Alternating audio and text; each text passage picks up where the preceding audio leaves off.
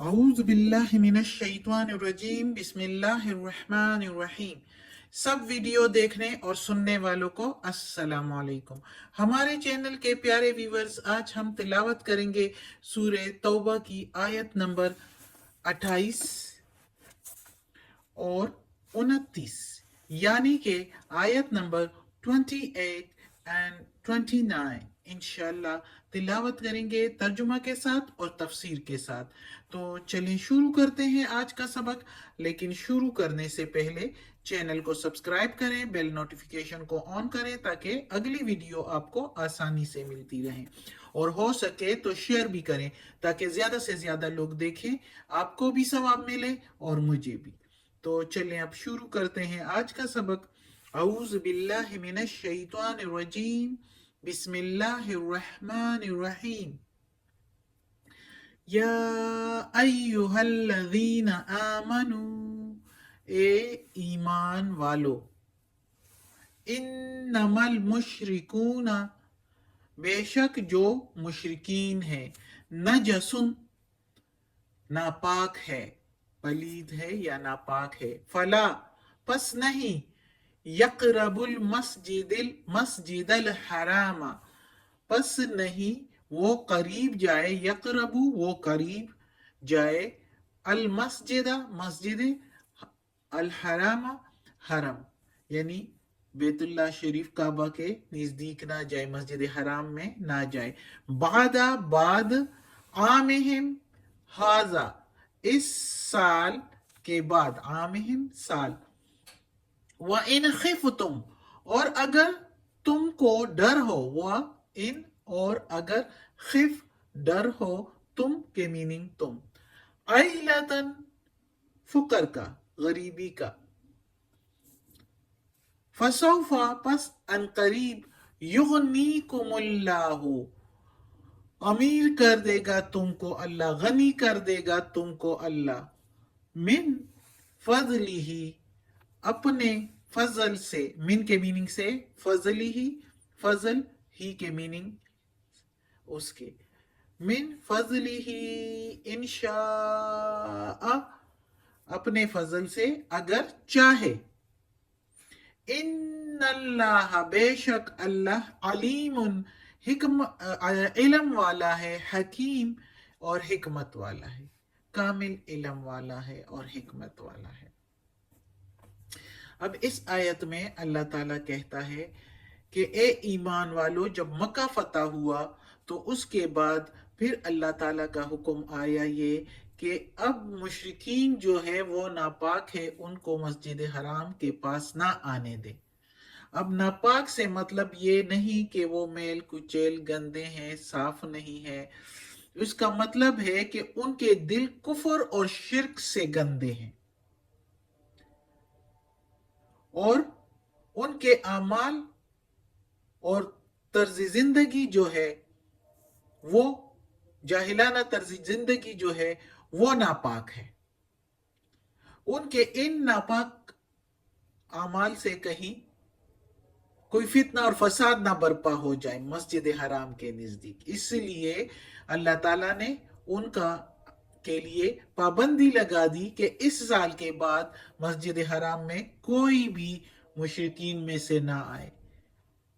اور اللہ تعالیٰ نے کہا کہ چونکہ یہ جب حکم ہوا تو بہت سے لوگوں کے دلوں میں یہ خیال گزرا ہوگا کہ ادھر لوگ نہیں آئیں گے تو کاروبار کیسے ہوگا، خرید و فروخت کیسے، تو پھر اس کے لیے بھی اللہ تعالیٰ نے کہا کہ تم یہ ڈر نہ رکھو کہ ہم پر فقر آ جائے گا، ہمارا کاروبار مندہ ہو جائے گا، خراب ہو جائے گا، یہ ڈر نہ رکھو، ان قریب اللہ اگر چاہے گا تو اپنے فضل سے تم کو امیر کر دے گا۔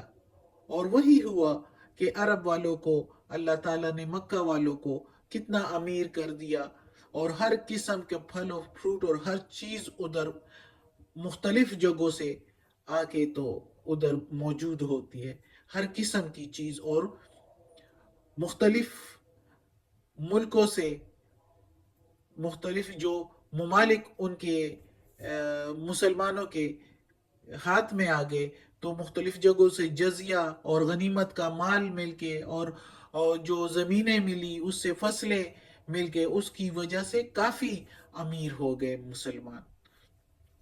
تو وہی اللہ تعالیٰ نے کہا کہ عنقریب امیر کر دے گا اپنے فضل سے اگر چاہے. اور اللہ تعالیٰ جو ہے وہ جانتا ہے اور حکمت والا ہے. یعنی کہ اللہ کا کوئی حکم جو ہے وہ حکمت سے خالی نہیں ہے.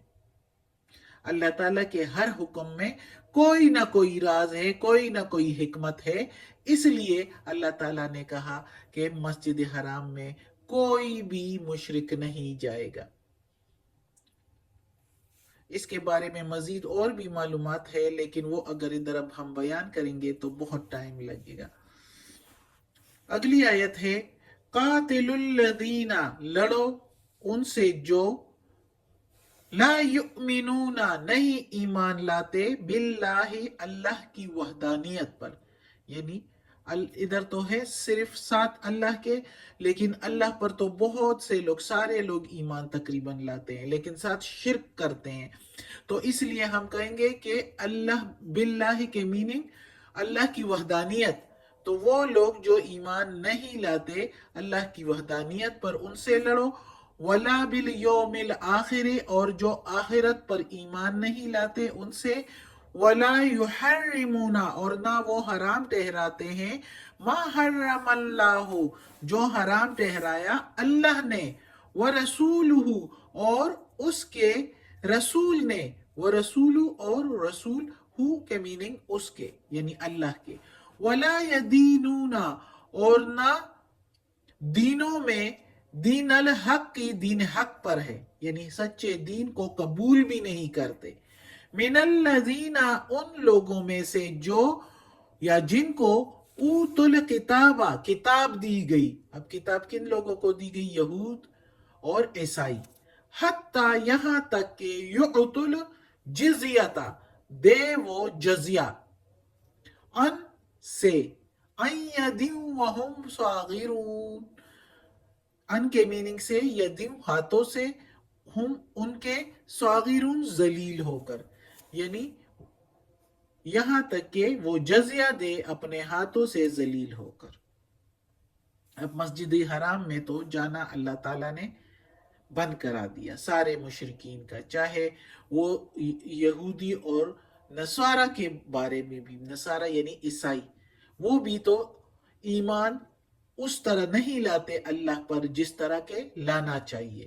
اہل کتاب تو ہے، اہل کتاب ہے، وہ بھی اللہ کو مانتے ہیں لیکن اللہ پر وہ ایمان نہیں لاتے جو اللہ کے لیے ہے کہ ایک اللہ کو مانا جائے.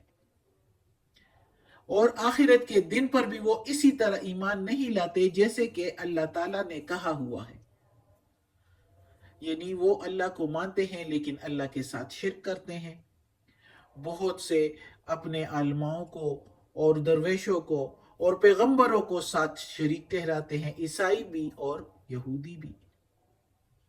اور آخرت میں بھی وہ بہت سے اس طرح کے خیالات رکھتے ہیں کہ ہمارا نسب اور ہمارے بزرگ، اور اگر ہم اس بزرگ سے منسلک ہوں گے تو ہم یا اس پیغمبر سے منسلک ہوں گے یا ہمیں کوئی سزا نہیں ملے گی، ہم کو آخرت میں دوسرے مذاہب پر فوقیت ہوگی. بہت سے ایسے خیالات جو وہ آخرت کے بارے میں رکھتے ہیں.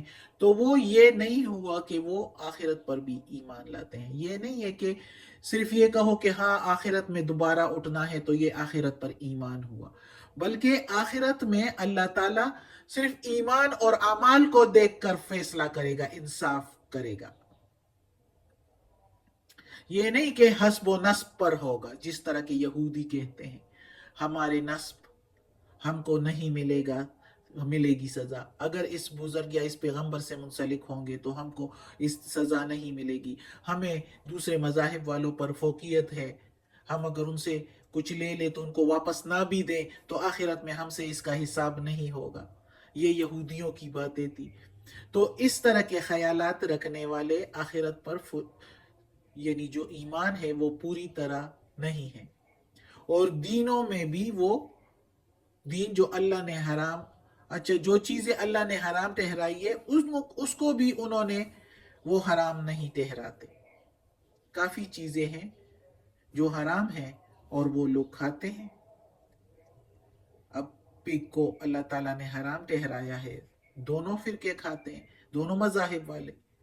اور اسی طرح اللہ تعالیٰ کہتا ہے کہ وہ حق دین حق پر بھی ایمان نہیں لاتے. یعنی محمد صلی اللہ علیہ وآلہ وسلم نے جو دین حق کا پیغام دیا ان کو، اسلام قبول کرنے کا، وہ نہیں ایمان لاتے. تو وہ لوگ جو اہل کتاب میں سے ہے، یہ تو اہل کتاب کی بات اس آیت میں ہو رہی ہے.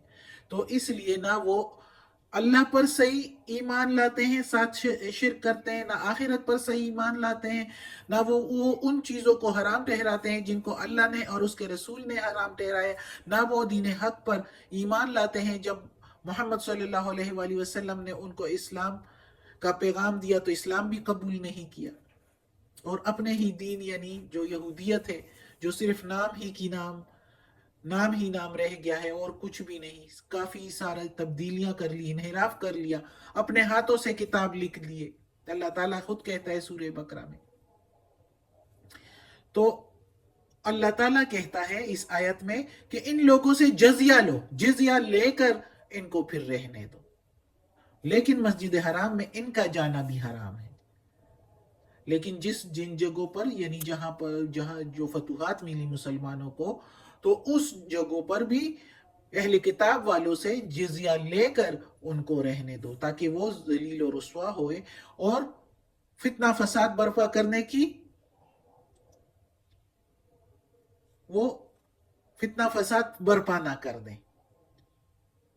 اس لیے ان سے جزیہ لو کہ وہ پابند رہیں، اور اس طرح نہ، کیونکہ وہ صحیح طریقے سے ایمان نہیں رکھتے. صدق اللہ العظیم. آج کا سبق ختم ہوتا ہے. اللہ ہمیں توفیق دے اس قرآن مجید کا ترجمہ مکمل کرنے کی اور اس پر عمل کرنے کی توفیق دے. آمین ثم آمین. یا اللہ، یا پروردگار، یا رب العالمین، یا مالک یوم الدین، یا علی کل شیء قدیر. یا اللہ، یہ قرآن مجید کی تلاوت کی ہے، اس کے ترجمہ تفسیر میں زیر زبر پیش میں تلفظ میں کوئی غلطی ہوئی ہو تو یا اللہ معاف کر دینا، تو معاف کرنے والا مہربان ہے. اور یا اللہ ہمیں اپنے نیک اور صالح لوگوں میں شامل کر دے. اور یا اللہ، یا پروردگار، یا رب العالمین، ہمیں عافیت والے معاملات دے. ہماری بیماریاں، تکالیف، پریشانیاں اور برائیاں ہم سے دور کر دے. آمین.